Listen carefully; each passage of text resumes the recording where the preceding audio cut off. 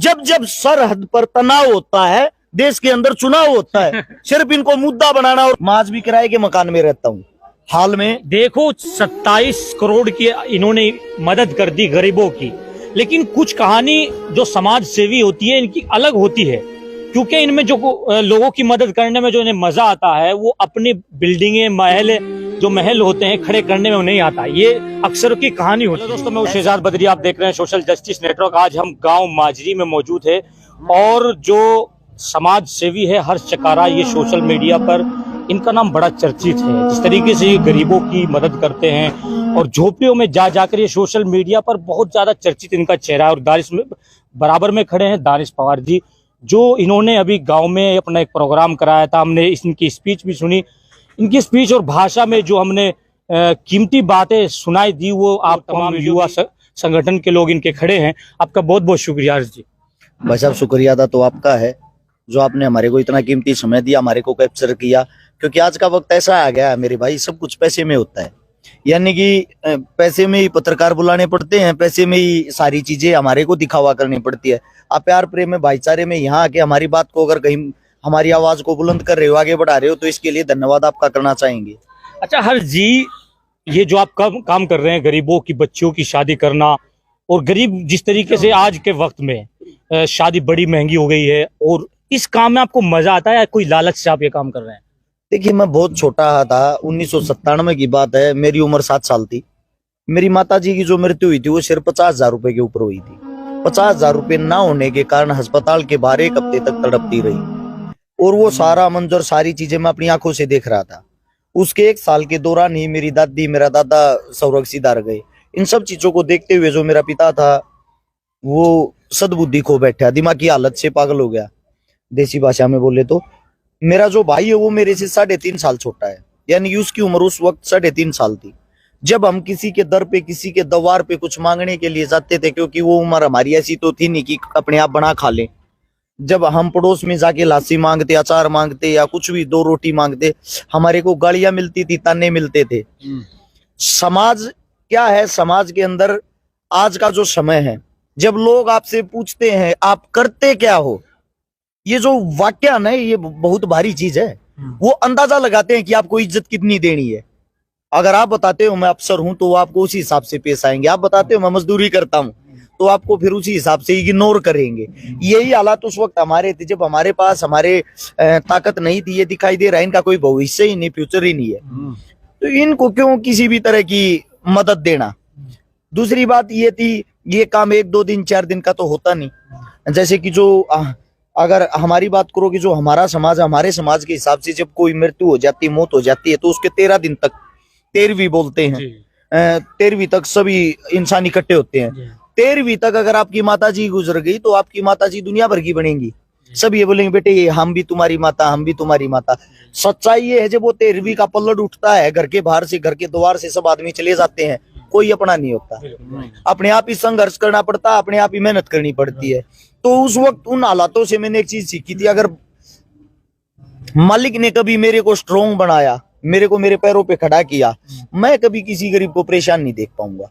उन चीजों को देखते हुए 2011-12 का दौरा आया, 21-22 साल हमारी उम्र हो गई थी, तो उसी के दौरान हमने ये चीजें देखी कि अब हम ताकतवर हो गए, हमारा संगठन हो गया, भाईचारा हो गया। उस भाईचारे के साथ मिलके एक सामूहिक रूप से हमने मददें करनी शुरू कर दी। वो करने में हमारे को खुशी होती थी, संतुष्टि मिलती थी। फिर वो करते करते हम 2015 में पहुंच गए। 2015 में मेरे को मेरे एक साथी ने फेसबुक बना के दी। अच्छा, वो फेसबुक जब बना के दी, अच्छा आपकी एक बात रोकेंगे, जो इन्होंने फेसबुक का नाम लिया, अब आप ये मिलियन में जो है फॉलोअर्स हैं, जो ये मान के चलिए आपकी पूरी टीम है। 2000 कब में आपकी जो है आईडी बना के दी फेसबुक की? 2015 में। 2015 में फेसबुक की आईडी बना के दी। 2016 में हमारे हरियाणा में चला था जाट आरक्षण। उसके दौरान सोशल मीडिया पे वीडियो का ऑप्शन आया था। सबसे पहले वीडियो मैंने डाली थी, मैंने लोगों को बताया था आप खाली फोटो नहीं वीडियो भी डाल सकते हो। उसी वक्त लाइव का ऑप्शन आया था 2016 में। फिर हमने पहली मदद मैंने की, एक कोई किसान था जिसके दोनों हाथ यहाँ से कट गए थे करंट के कारण। उसकी 6-7 खाली बेटियां थी, गरीब परिवार से था। करंट के कारण ये हादसा हुआ तो किसी की समझ में नहीं आ रहा था इसकी मदद कैसे करें। उसकी मदद के तौर पे मेरे दिमाग में पता नहीं कैसे क्या है, मैंने वीडियो डाल दी। और उस वीडियो से उसकी 22 लाख रुपए की मदद होगी। वो 22 लाख रुपए की जब मदद हुई, उस मदद के कारण 60% लोगों ने मेरे को गालियां दी कि आप कोई मदद कर रहे हो तो इस चीज का दिखावा क्यों करते हो।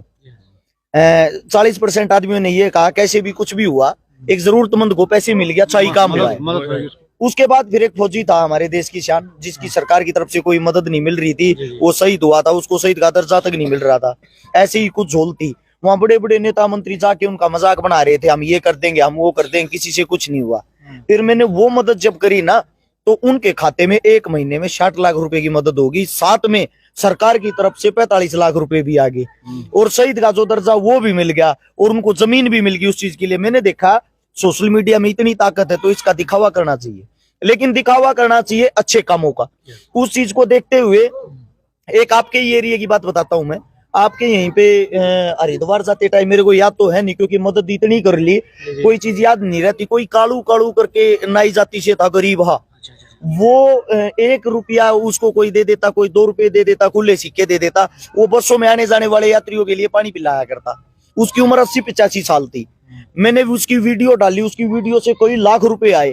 फिर कोई इकबाल डॉक्टर था, शायद इकबाल नाम का, इसी साइड का डॉक्टर, फिर वो मेरी वीडियो देख के वो भी वहां पहुंचा, उसने भी वीडियो डाली। आज मैं दोबारा से एक बार वहीं से निकल रहा था तो किसी ने सलाह दिया, आपने उनकी मदद की थी, एक बार मिलते चलो। मैं मिलने के लिए गया तो जो कालू जी थे, जिनकी उम्र लगभग 80 साल थी, वो तीसरी मंजिल से मेरे को बोल रहे, अर्श भाई अंदर कूदा है। अच्छा। यानी कि देखो, मेरे को बड़ी खुशी किस चीज से हुई, एक इंसान ने अपने जीवन में यहां से गरीबी देखी, 80 साल तक उसकी उम्र ही निकल गई बेचारे की। 80 साल में जाके इत्तेफाक से, पता नहीं मेरे दिमाग में क्या है, मेरे को देखा, मेरे को बड़ा दुख हुआ, दर्द हुआ, इस उम्र में एक इंसान इतना दुखी। मैंने उसकी मदद कर दी, मदद से वो पॉपुलर हो गया, पॉपुलर होके उसके बच्चों की भी मदद होगी, उसके बच्चों का इलाज भी हो गया। घर में ही तड़प रहे थे, खाने के लिए 2 वक्त की रोटी नहीं थी, और वो कहां से कहां पहुंच गया। वो जहां पहुंचा हुआ था उससे मेरे को बहुत ज्यादा खुशी हुई। और एक और सच्चाई बताता हूँ मैं आपको, मैं आज भी किराए के मकान में रहता हूँ। आज भी सर, मैं आपको बता दूं, मैं सरकार को हर महीने मंथली जो टैक्स होता है जो अपने काम का, लगभग मैं 3 से 3.5 लाख रुपए देता हूँ। अब मेरी कमाई का अंदाजा आप लगा सकते हो, 3-3.5 लाख रुपए उनको देता हूँ तो 2 रुपए कमाता हूँगा। और इतना रुपया कमाने के बाद भी मैं 100 गज का मकान तक नहीं ले पा रहा हूँ, तो पैसा लगता क्या है। आपके ऊपर तो FIR दर्ज कर रहे हैं कुछ जो है युवा लोग जो होते हैं, ये क्या वजह होती है? जो एक युवा आता है, आपकी बहुत कम उम्र है, आपके ऊपर हमने देखा आपकी साइड पर सोशल मीडिया की, आपके ऊपर FIR दर्ज कर देते हैं झूठी, क्या वजह है? हिंदुस्तान के अंदर एक पार्टी है जो आजकल राज कर रही, जिसका नाम भारतीय जुमला पार्टी। अच्छा। वो क्या करते हैं, वो जुमलेबाज लोग, उन्होंने मेरे को कम से कम 20 बार ऑफर दे दिया, हमारा झंडा उठा लो, हमारा डंडा उठा लो। हमने कहा जब तक दम रहेगा, जब तक हमारे अंदर सांसें रहेगी, हम ये झंडा डंडा नहीं उठाएंगे। उसकी सजा ये है। उसकी सजा क्या है? वो कोशिश कर रहे हैं मेरे को घेरने की। कम से कम 7 तो मेरे घर अभी अभी रेड पड़ी थी, अलग अलग दवाइयों पे रेड, इनकम टैक्स की रेड, GST विभाग की रेड, बिजली वालों की रेड, मीटर लगा हुआ है, मीटर पाट लेके कि आपका बिल कम आता है, सरकार के आदेश है, दूसरा लगाएंगे। अच्छा, बिन बोले 1.5 लाख रुपए का वो देंगे कि आपने तार लगा रखे थे। मगा भाई बता दो किस चीज के लगा रखे थे? बोले वो सरकार से पूछना। अभी कल केस लगा रखा था मेरे पे, कल ही की बात है। मैंने किसी को जाति सूचक शब्द बोले हैं, इस चीज पे SC ST एक्ट लगवा दिया। मैं गया कल, मैं वहां गया, कम से कम आप जैसे जो मेरे मित्र बंधु हो, 50 पत्रकार साथी पहुंच गए। दिखाओ भाई वो जहां इसने किसी को जाति सूचक शब्द बोले हैं। बोले वो हमारे पास नहीं। आपके पास नहीं है तो आपने केस दर्ज कैसे कर दिया? उस आदमी को बुलाओ, उस आदमी के पास कॉल कर रहे हैं, आ जाओ भाई, आमने सामने हो लो, यहीं पे आया हुआ ये जाति सूचक शब्द कहाँ बोल रखे? बोले वो हम अभी प्रूफ नहीं कर पाते, कहाँ बोल रखा कहानी, इसको अंदर कर दो, बाद में दिखा देंगे। इससे पहले अभी एक केस और लगाया जिसमें कल जमानत होनी थी लेकिन हो नहीं पाई। मेरे पे केस लगा रखा, मैंने किसी का प्लॉट कब्जाया है। अच्छा। सोनीपत के अंदर दानिश भाई वहीं रहता है, जो हमारा एरिया वो थोड़ा क्राइम का एरिया है सोनीपत। जो मेरे पे केस लगा रखा है उसमें ये, मैंने किसी का प्लॉट कब्जाया है और किसी को 5 लाख रुपए फिरौती मांगी है प्लॉट कब्जाने वाले पे। 16-17 मेरे साथ हथियार वाले थे, 20 मेरे साथ गुंडे थे, और मैंने बहन बेटियों के साथ बदतमीजी की, उनके घर में ही जाके मारपीट की। अब इत्तेफाक देखना एक चीज का, इतना बड़ा केस होने के बाद SP साहब ने शिकायत दर्ज नहीं की उनकी। वे गए हैं सीधा CM के पास। CM को ना हमारे खट्टर साहब, उसने वहां से सीएम साहब वैसे तो मेरे को जानता नहीं मैं कौन हूँ, और सीधा अखबार में क्या खबर देता है, ये हर्ष चिकारा एक बहुत ही बड़ा गुंडा है, मेरे पे एक भी केस दर्ज नहीं है, आज तक कोई क्रिमिनल रिकॉर्ड नहीं है मेरा, ये बहुत बड़ा गुंडा, इतना बड़ा गुंडा है, इसके शहर के एसपी साहब ने इसके खिलाफ एफआईआर दर्ज नहीं की। अच्छा, अब मेरे खिलाफ वहां से एफआईआर दर्ज हो जाती सीधी सीएम हाउस से, वो एफआईआर दर्ज होगी, मैं जाता हूँ एसएचओ साहब के पास, मैं एसएचओ साहब से पूछता हूँ, साहब मेरे को वो तो बता दो प्लॉट कहाँ है जो मैंने कब्जाया है, वह जगह कौन सी मेरे को पता तो हो, कम से कम मेरे को तो ये पता होना चाहिए यह जगह कब्जाई है मैंने, और वह वीडियो फुटेज कुछ तो होगा जहां मैं गुंडे लेके गया था, मेरे साथ वे बंदूक वाले थे, ऐसी कोई रिकॉर्डिंग भी तो होगी जिसमें मैंने 5 लाख रुपए मांगे हैं, कोई तो सबूत तथ्य हो।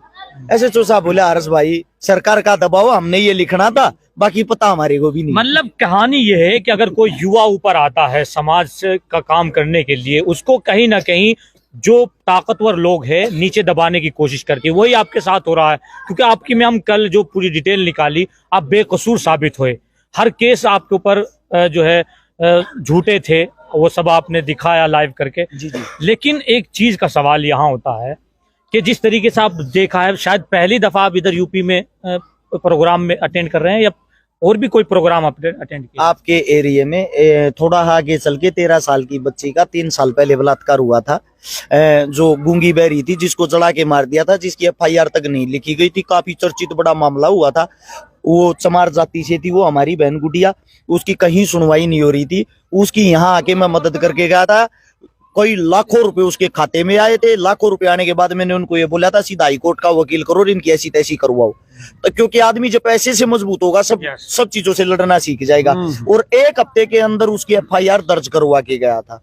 यहाँ से अभी भाई बता रहा था, दानिश भाई हरिद्वार गए थे, हरिद्वार भी गुड़िया की शादी करवा के आए थे। यहाँ पे पीछे मैं आपको अभी मदद बता रहा हूँ, इससे पहले वाला एक पुल था, शायद पुल से वो करनाल रोड जाता है जो, उस पे भी अभी प्रोग्राम में आए थे, 6 महीने पहले की बात है। अच्छा दानिश भाई, एक आपको अच्छे कैडर के तौर पे मिले हैं, क्योंकि जो है अगर आप देखेंगे इनके अक्सर जो पोस्ट थी, इन्होंने जो तैयारियां की, इनको आप कैसे मिले और इन्होंने पहली जो समस्या रखी वो किस बात की रखी? इनके अंदर कोई खास बात थी जो गांव के गरीब लोगों के आपसे बात रखी इन लोगों ने?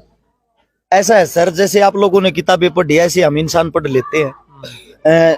इंसान की आंखें, इंसान के हाव भाव, इंसान की बातें सब कुछ बयां कर देती उसके अंदर क्या है। आप कितना भी बनने की कोशिश कर लो, आप जमाने से छुप नहीं सकते। जो आपके अंदर अच्छाई या बुराई होगी वो बाहर निकल के जरूर आएगी। हमने पुलवामा के शहीदों को श्रद्धांजलि देने के लिए एक बहुत बड़ा आंदोलन करवाया, वो दंगल करवाया था भारत केसरी का। मेरी और भाई की उसके अंदर मुलाकात हुई थी। हमारी जो मुलाकात हुई, दानिश भाई को मैं जानता नहीं था, और दानिश भाई वहां सबसे पहले बढ़ चढ़ के हर एक काम कर रहा था। साथ में रक्तदान शिविर भी लगवाया था जहां भाई ने रक्तदान किया था। उसके साथ के साथ जो काम छोटे बच्चे करते हैं एक देखभाल का, वो सारे के सारे काम ये कर रहा था। फिर मैंने भाई से पूछा आप कहाँ से हो, फिर हमारी बातें हुई, वार्तालाप हुई। फिर कई दफा ऐसा हुआ कि हम मदद करने गए, भाई जैसे कि पहुंच तो नहीं पाए, लेकिन भाई का सहयोग हर चीज में रहा, चाहे वो 500 रुपए का हो चाहे 1100 रुपए का हो। बूंद बूंद से सागर भरता हूँ, 500-1100 से वो 27 करोड़ रुपए इकट्ठे हुए, आपकी जेब से, आपकी जेब से, हमारी जेब से। अच्छा दानिश भाई, कोई लालच तो नहीं है जब भाई से या फिर किसी की सेवा के लिए आप जो है इनके साथ लगे? क्या वजह रही है? भाई की कौन सी बात पसंद आई आपको? दानिश भाई को लालच है, दानिश भाई को लालच है। मैं जवाब देता हूँ इस बात का, दानिश भाई को लालच है भाईचारा जोड़ने का, क्योंकि दानिश भाई वहां सोनीपत रहता है।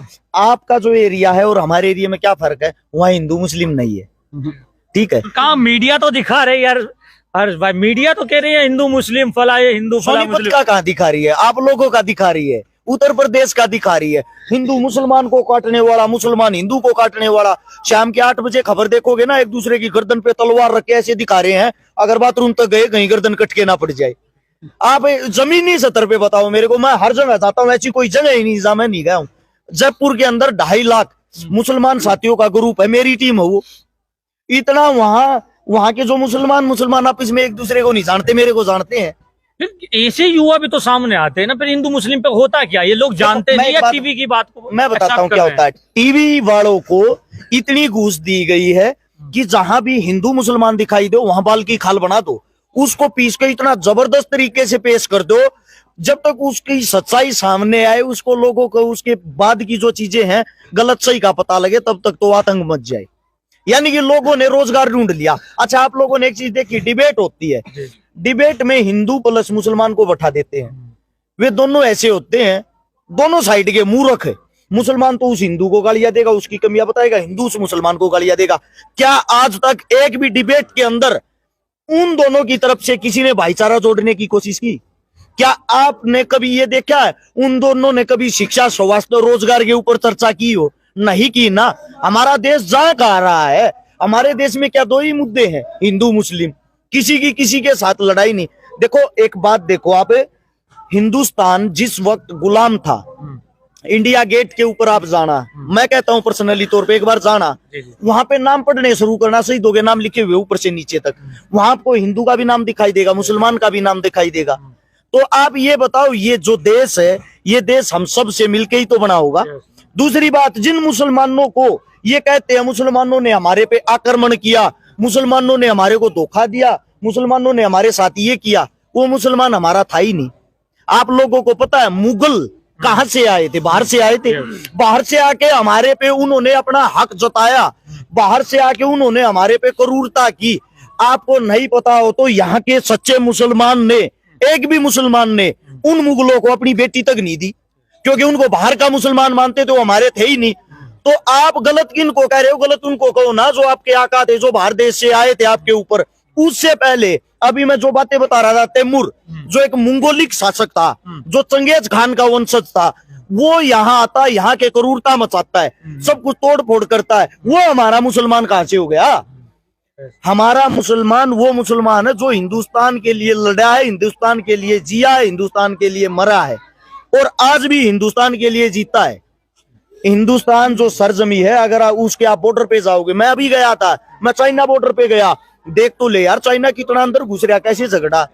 फौजी भाई पता क्या बोल रहे थे? हर्ष भाई टीवी देखते रहो, यहाँ कुछ नहीं है ऐसा, कोई गुलामी, कोई झगड़ा, कोई वो नहीं। बीच में व्हाइट कलर का एक टेंट बना रखा था, जहां हर रोज डेली शाम को डिबेट होती है, हिंदुस्तानियों की, चीनियों की, बैठ के वहां मुलाकात होती है।